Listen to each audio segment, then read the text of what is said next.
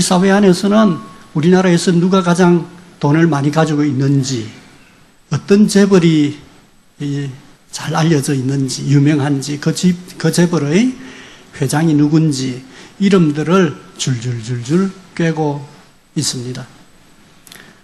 젊은 청년들이 또 청소년들이 얻고 싶어 하는 직업들이 대부분 수입을 보장하는 직업들과 관련이 되어 있습니다.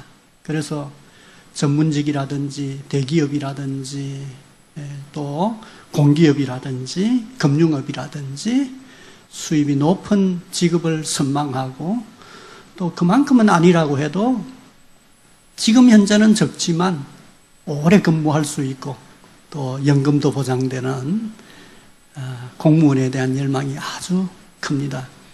지난 주간에 각 대학들마다 제가 일하고 있는 고신대학교도 수시 모집으로 많은 학생들을 뽑았습니다. 학생들이 어떤 학과에 많이 지원하는가 보니 크게 다르지 않았습니다. 수입을 잘 보장해 줄 수 있다고 기대되는 학과, 그런 전공에 경쟁률이 아주 높게 유지가 되는 것을 보았습니다. 그 대신에 신학대학은 갈수록 경쟁률이 조금씩 줄어들어서 걱정이 좀 됩니다. 그러긴 해도 요즘 청년들이 자주 하는 말 중에 최근에는 어떤 능력과 직업도 부모가 부자인 것은 따라잡을 수가 없다 하는 것 같은 말이 유행이 되고 있습니다. 우리 사회 안에 있는 여러 집단, 기관들도 마찬가지입니다. 어떤 기관이 좋은 기관인가, 평가에서 좋은 점수를 받는가 하는 것을 따져보면 크게 다르지 않습니다. 21세기가 된 이후에 우리 사회 안에서도 거의 모든 기관들이 외부 기관으로부터 평가를 받습니다. 기업이나 은행만 평가를 받는 게 아니라 이제는 정부의 기관들조차도 평가를 받고, 그리고 또 학교와 복지기관들도 평가를 받고 있습니다. 그런데 그 평가의 항목은 많습니다. 그런데 따지고 보면 한마디로 그 기관의 재무 상태가 튼튼한지, 수익을 지속적으로 창출하고 있는지, 그게 가장 중요한 평가의 기관이 됩니다. 그래서 쉽게 얘기하면 돈이 많으면 좋은 기관이라 그렇게 평가를 받고 있다, 그 말입니다. 국가도 마찬가지인 것 같습니다. 우리는 어느 나라가 잘 사는지, 어느 나라가 못 사는지 여기에 따라서 줄 세우기를 쭉 한 도표들을 이따금씩 볼 수 있습니다. 그래서 국가 경제 규모가 크고 개인들의 경제적인 수준이 높은 사회를 선진국이라 그렇게 얘기를 하고, 거기에 미치지 못하는 나라들을 후진국이라 혹은 개발도상국이라 그렇게 분류를 하지 않습니까? 선진국 국민들이 되면 우쭐대고 후진국 국민들이 되면 위축이 되어 있고 무시당할 때도 많은 것이 현실입니다. 그래서 후진국 사람들은 선진국의 3D 업종에 위험하고 어려운 일들을 해가면서 돈을 벌어 고국에 있는 가족들에게 돈을 보내는 것을 그냥 잘 알고 있습니다. 이러한 사회 안에서는 돈이 행복이다, 돈이 행복을 만들어준다 하는 생각을 갖는 게 당연합니다. 그래서 이렇게 생각합니다. 돈은 가지고 싶어 하는 것을 가질 수 있도록 해주고, 경험하고 싶은 것을 경험할 수 있게 해주고, 누리고 싶은 것은 누릴 수 있게 해줄 뿐만 아니라 소극적으로는 어려운 문제를 해결할 수 있도록 해주고, 그리고 또 고통을 해소해 줄 수 있다, 그렇게 생각을 하곤 합니다. 더 나아가 돈이 있어야 원하는 것을 할 수 있다, 돈이 있으면 원하는 뜻을 이룰 수가 있다 하는 것과 같은 생각을 갖기 마련입니다.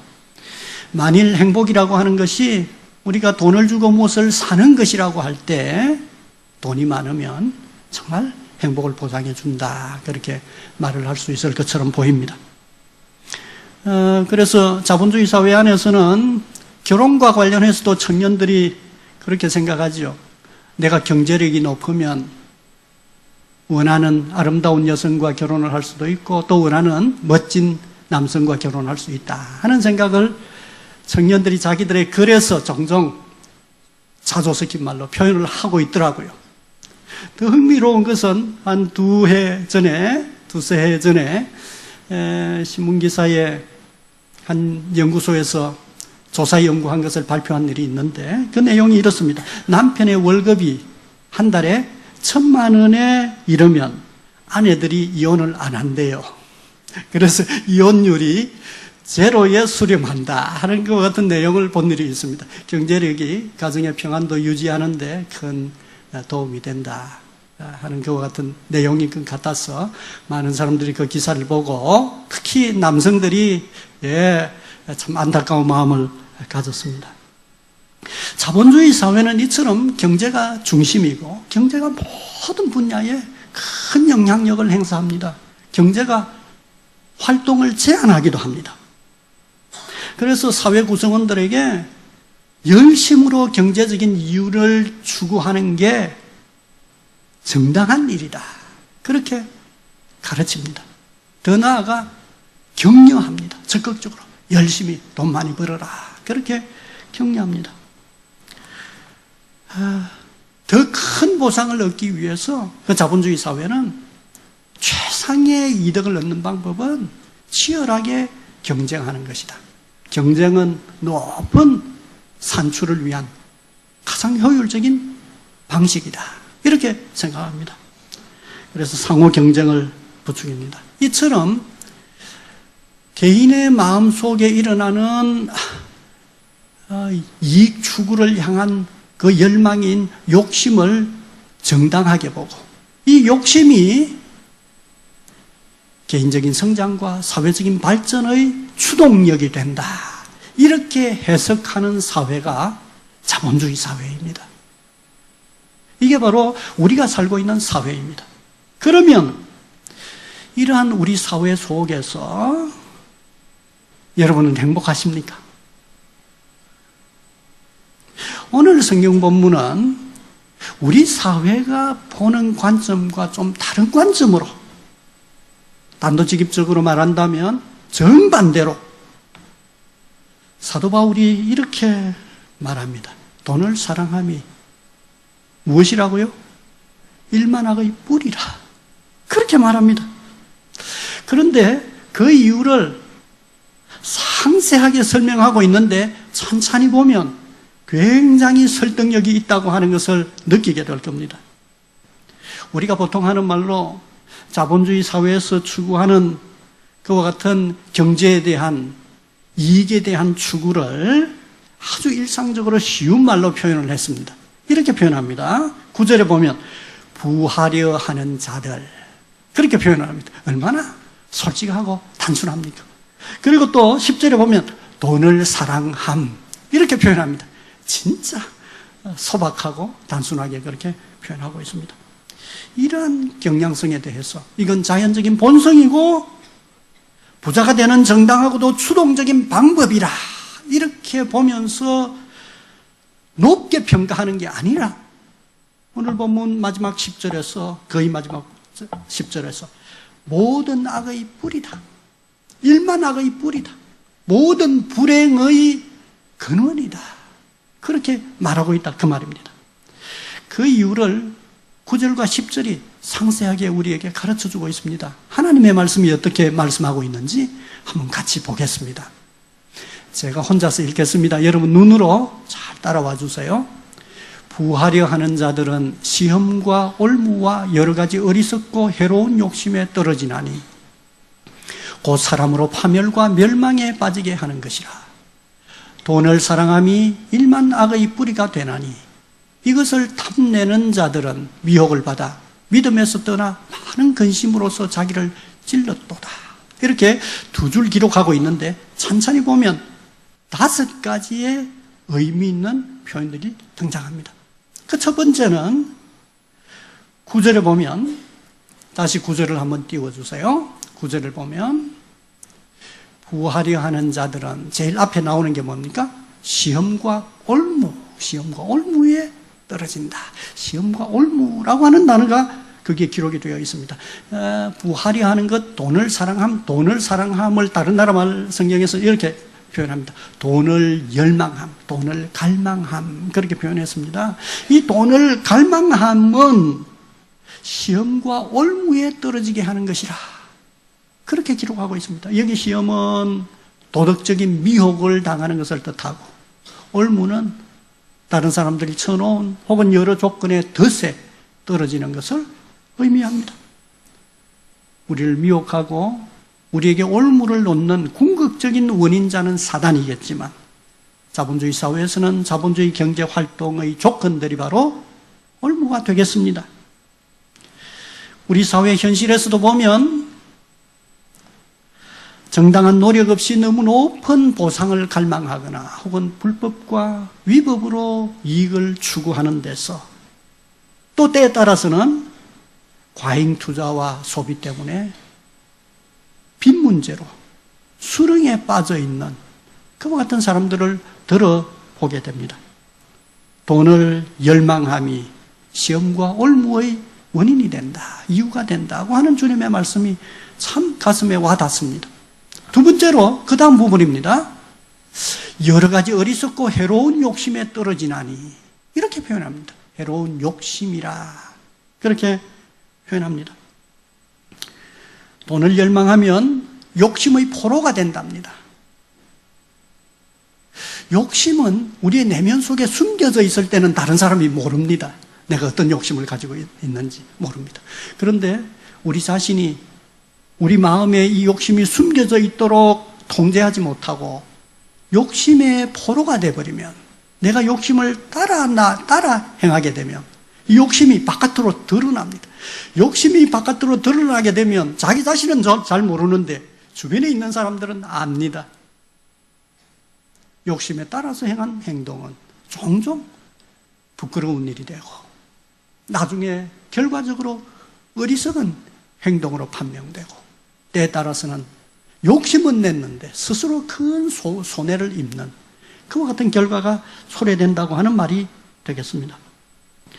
우리 현실에서도 보면 때에 따라서 어떤 사람들이 범죄자 혐의를 받아 조사받는 과정에서, 혹은 최근의 일처럼 고위공직자가 되기 위해서 청문회에 나가 있는 동안 감추어져 있던 그 욕심으로 행한 일들이 바깥으로 드러나게 되어 그의 명예가, 평생 쌓아온 명예가 크게 손상을 입는 것과 같은 사람들을 우리가 이따금씩 보게 됩니다. 욕심은 정말 강한 힘을 가진 것이기 때문에 아주 머리가 좋고 합리적인 사람들조차도 그들의 지위와 평소의 말과는 어울리지 않을 정도로 파렴치한 사람으로 만들어버리곤 하는 게 바로 욕심입니다. 또 세 번째는 10절을 한번 보십시오.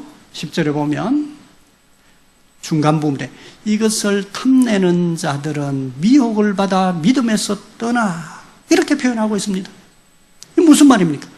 돈을 갈망하는 자들은 미혹을 받아 믿음에서 떠날 수 있다 하는 말이 되겠습니다. 종종 미혹을 받아 신앙을 버리고 혹은 느슨한 신앙생활을 하면서 교회로부터 멀어져가는 사람들을 우리가 이따금씩 보게 되는 것입니다. 돈에 대한 갈망이 이처럼 믿음으로부터도 떠나게 만드는 경우가 있다는 것입니다.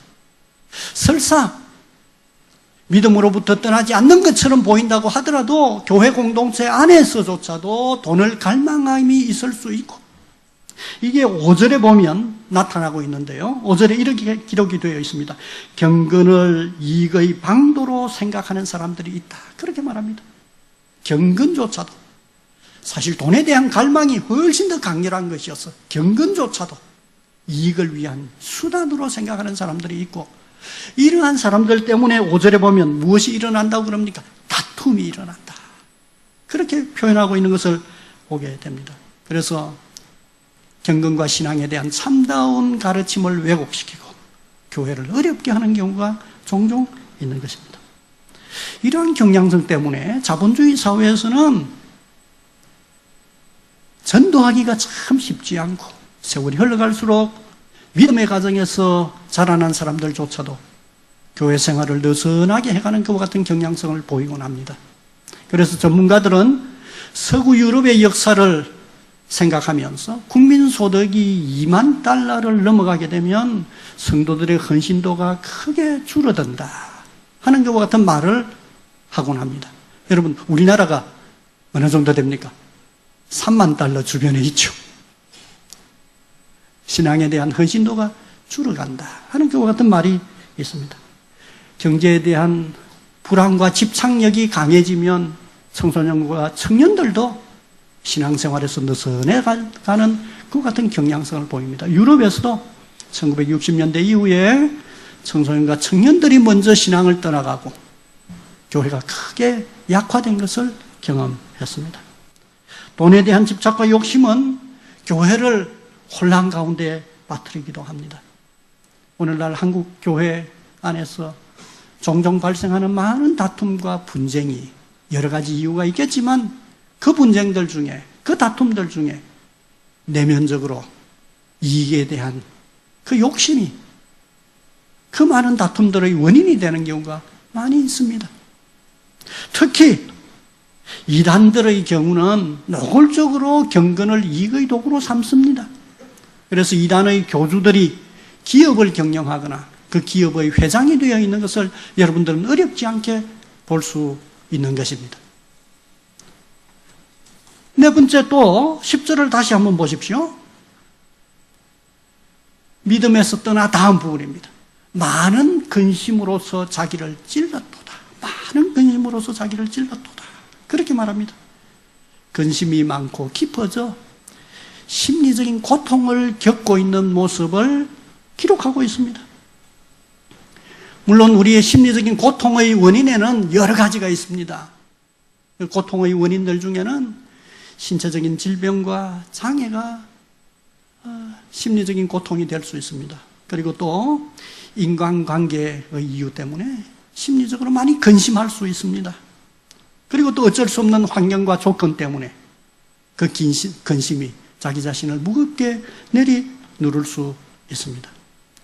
그러나 또 때에 따라서는 스스로 너무 예민하고 또 비현실적인 생각 때문에 자기 자신을 깊은 근심 가운데 빠뜨리기도 합니다. 근심은 밖으로부터의 공격에 대한 피해자가 되어서 깊은 심리적인 근심에 빠질 수도 있지만 또 어떤 경우는 자신의 내면적인 열망과 의식 때문에 고통할 때도 있습니다. 오늘 본문에 나오는 돈에 대한 열망과 관련된 많은 근심과 고통이니까 이 경우는 내가 열망하는 대로 되지 않는 데서 또 다른 사람과의 비교에서 자기 자신이 너무 비참하게 생각되어 깊이 나락으로 떨어지는 그와 같은 심리적인 근심이라고 하겠습니다. 자본주의 사회는 잘 사는 나라라도 신체적인 고통을 호소하는 사람들은 줄어듭니다. 그러나 흥미롭게도 심리적인 고통을 호소하는 사람들은 더 늘어갑니다. 많아져 갑니다.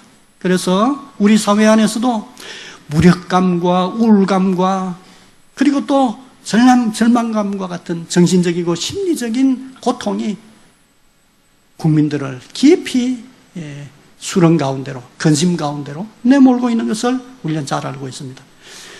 지난 주간입니까? 제가 신문기사를 쭉 읽다 보니까 이런 얘기가 나옵니다. 최근에 수도권에서 집값이 너무 뛰어가지고 작년에 왜 대출을 얻어서 무리하여 집을 사지 않았던가 이렇게 후회하는 사람들이 눈물을 흘리면서 깊은 우울감에 빠졌다 하는 그런 얘기를 제가 읽어본 일이 있습니다.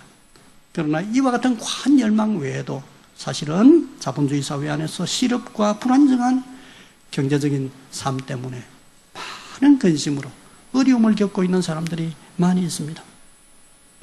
마지막으로 9절에 다시 보십시오. 다섯 번째 또 하나의 이유가 있습니다.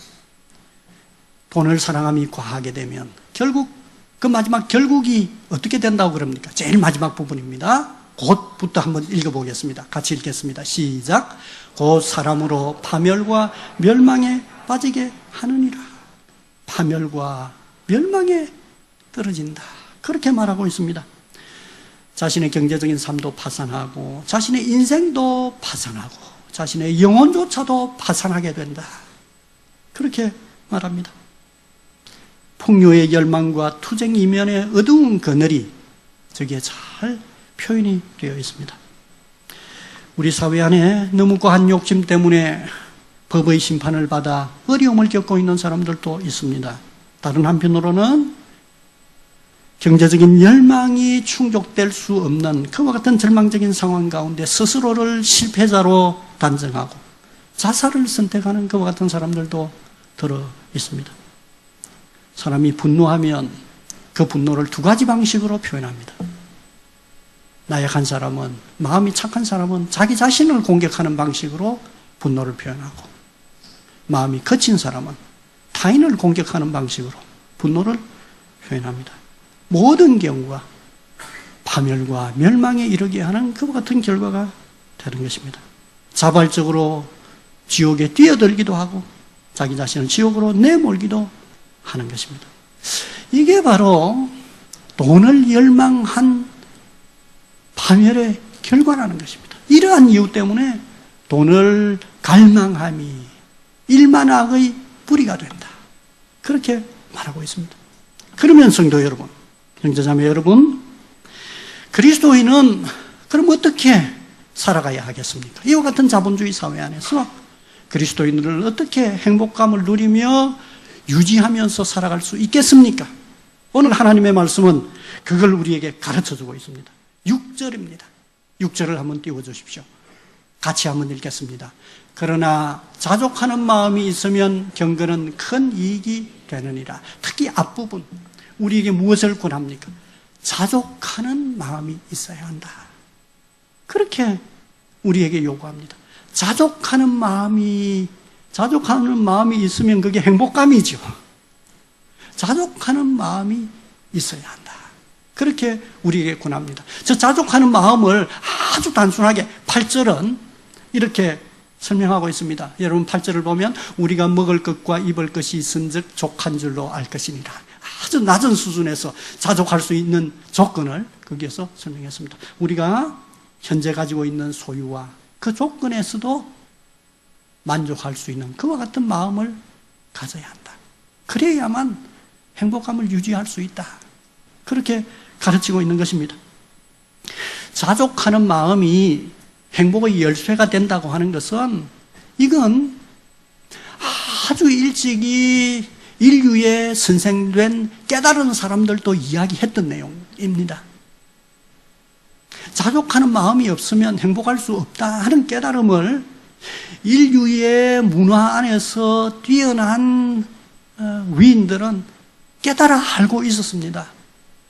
그래서 근대 이후가 자본주의 사회라고 하면 그 이전에도 이러한 깨달음은 많은 사람들에게 교훈되고 있었습니다. 특히 그리스 시대 때도 철학자들은 행복이란 정신적인 문제이기 때문에 육체적인 소유로 오는 게 아니라 그렇게 보았습니다.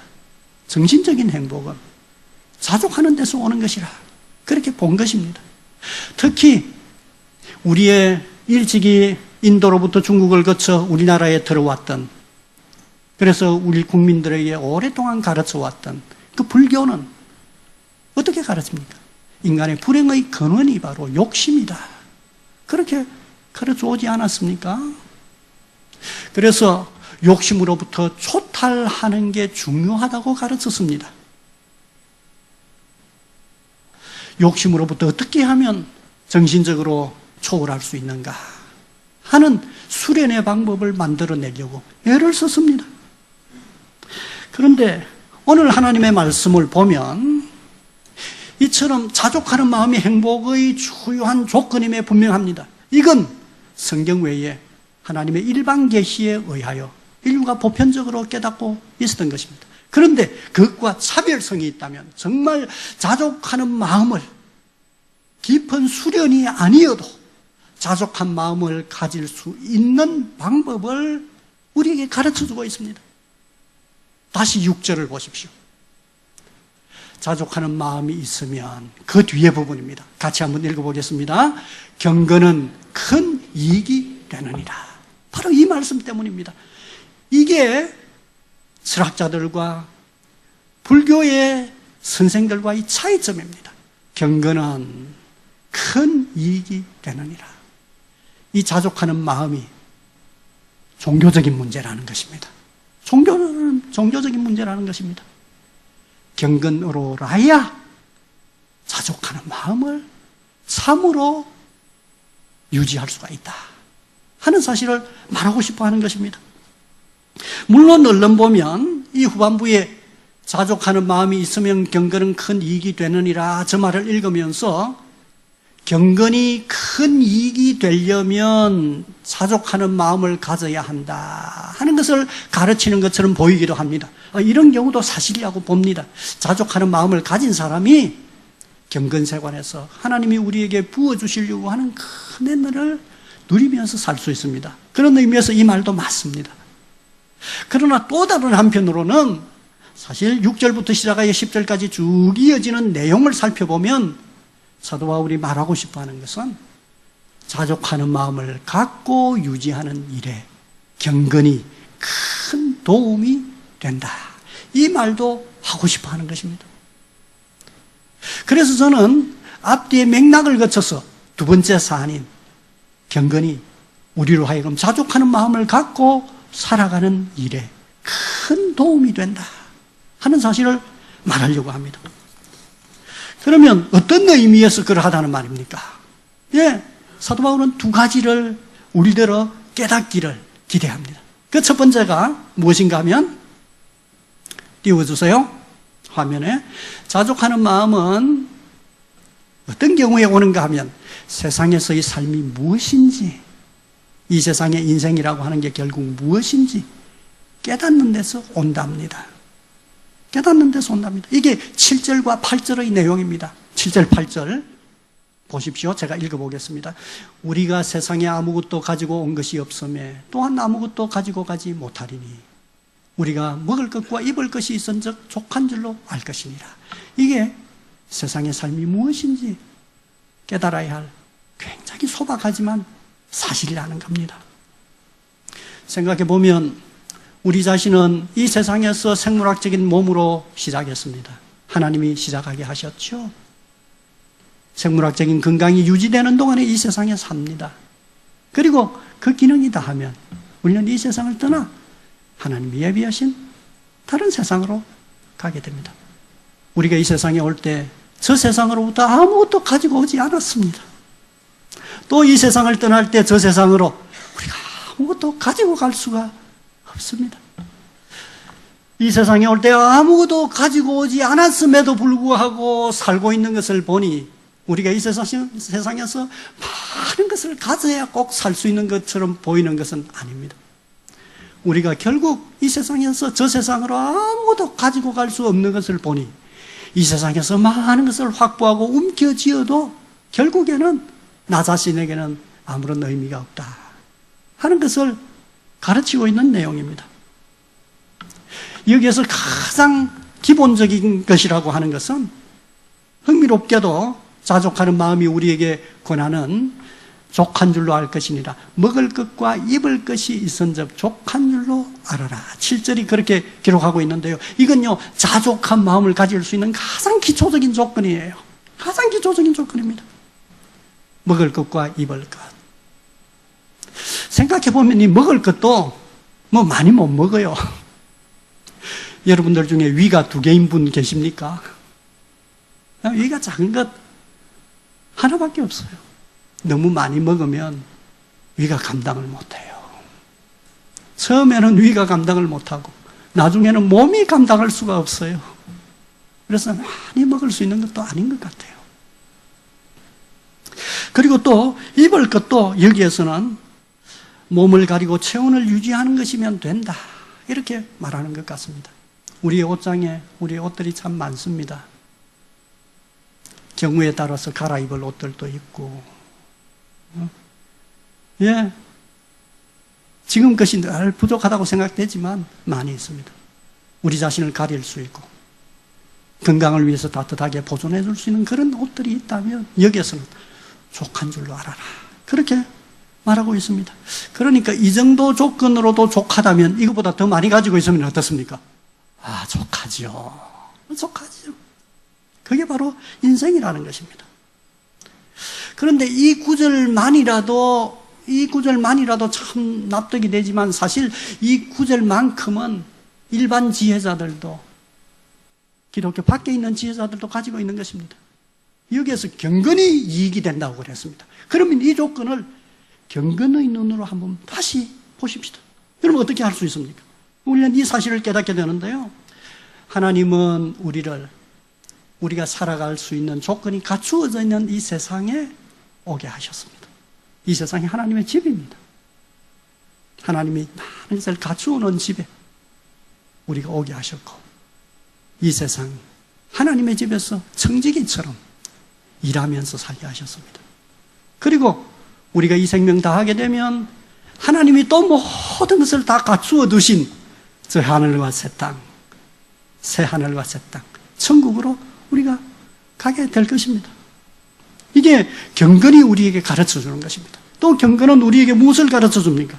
하나님은 창조주로서 하나님이 창조하신 이 세상 만물들, 특히 생물들에게 지속적으로 먹을 것을 주십니다. 인간뿐만 아니라 먹을 것도 창고에 항상 비축하여 두고라야 먹을 걸 유지할 수 있는 게 아니라 매년 계절마다 육지와 바다에서 지속적으로 생성되게 하셨습니다.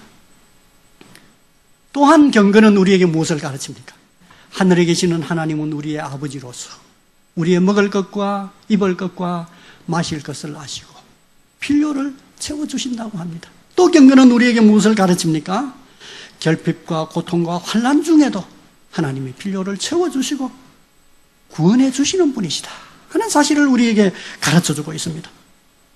달리 말하면 이렇게 경건의 눈으로 이 첫 번째 사항을 잘 반성해 보면, 생각해 보면 우리가 일생 동안 먹고 입을 것, 필요한 모든 것을 다 비축해 두어야만 안전한 게 아닙니다.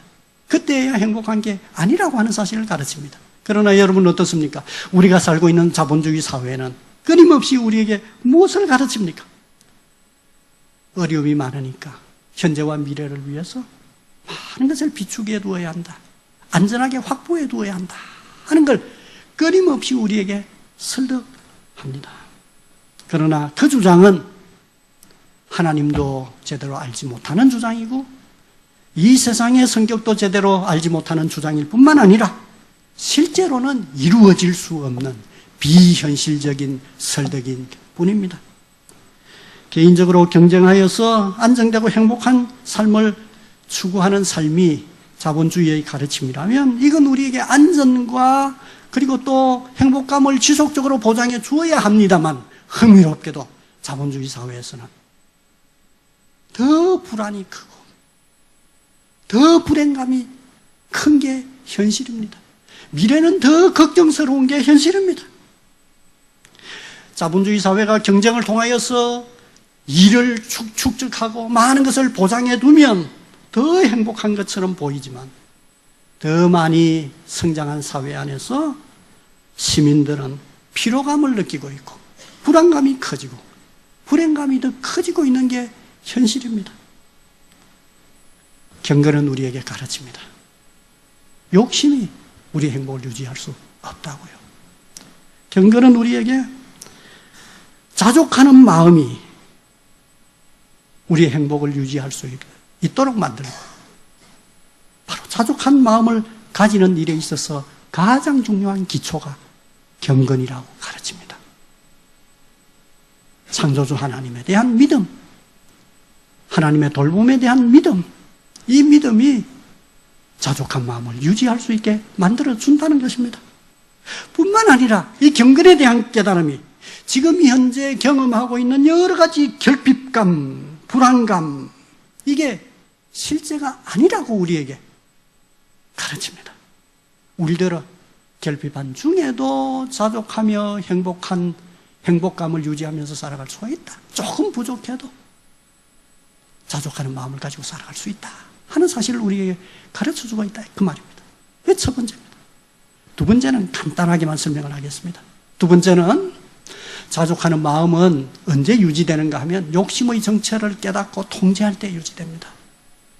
욕심의 정체를 깨닫고 통제할 때 이루어집니다. 그것이 바로 9절과 10절입니다. 제가 한번 읽어보겠습니다. 제가 앞서 상세하게 설명했던 내용입니다. 다시 한번 보십시오. 부하려 하는 자들은 시험과 올무와 여러 가지 어리석고 해로운 욕심에 떨어지나니 곧 사람으로 파멸과 멸망에 빠지게 하는 것이라. 돈을 사랑함이 일만 악의 뿌리가 되나니 이것을 탐내는 자들은 미혹을 받아 믿음에서 떠나 많은 근심으로서 자기를 찔렀도다.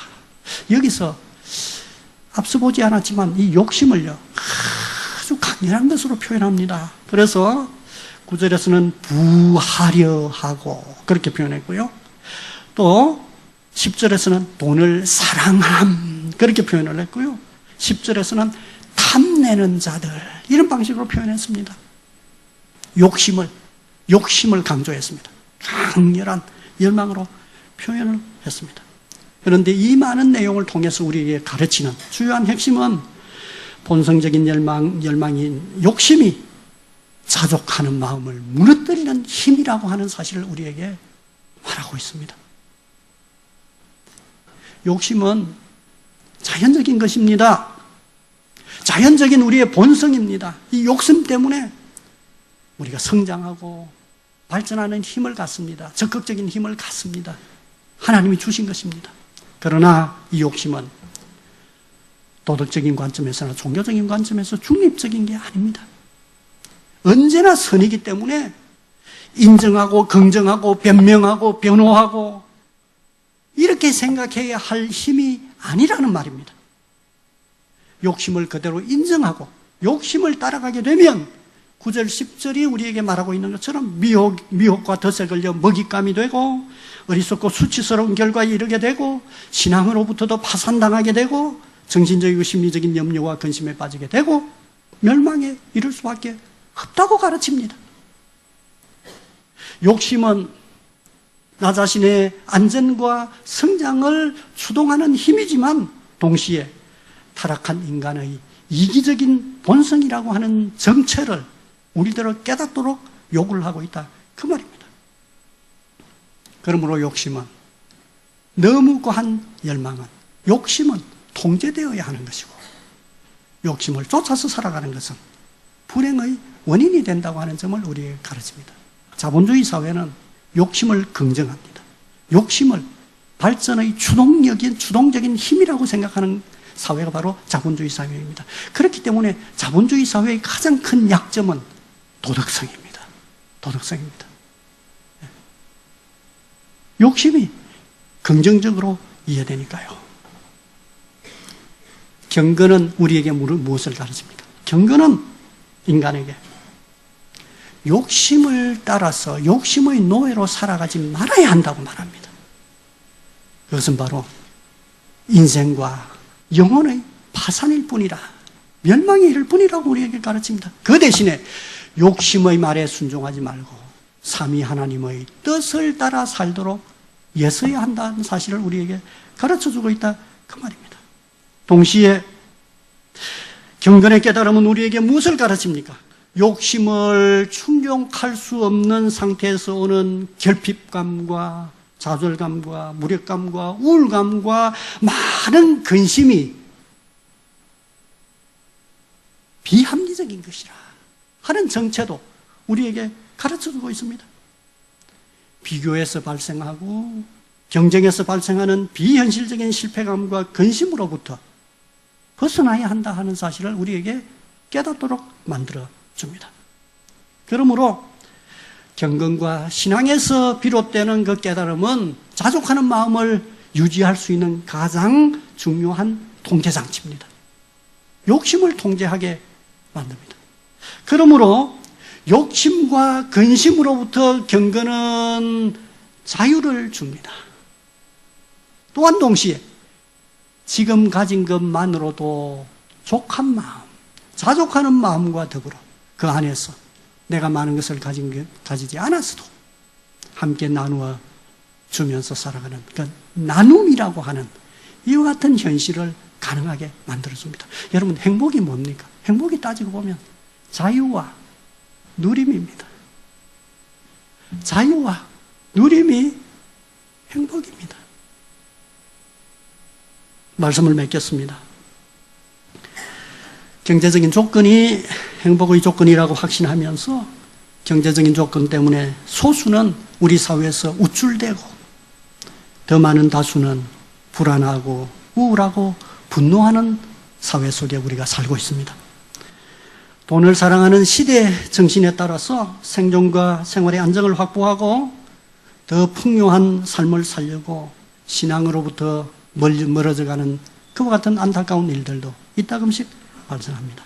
그러나 하나님의 말씀은 우리에게 돈을 사랑하고 그 열망을 쫓아서 살아가는 것이 우리에게 행복을 줄 수 없다고 가르쳐주고 있습니다. 그 대신 행복을 유지할 수 있는 방법은 경건을 통하여 인생의 의미를 깨닫고 욕심의 정체를 알고 통제하면서 자족하는 마음을 잘 유지하면서 살아가라. 그렇게 하나님의 말씀이 우리에게 말씀하고 있는 것입니다. 욕심과 근심으로부터의 자유,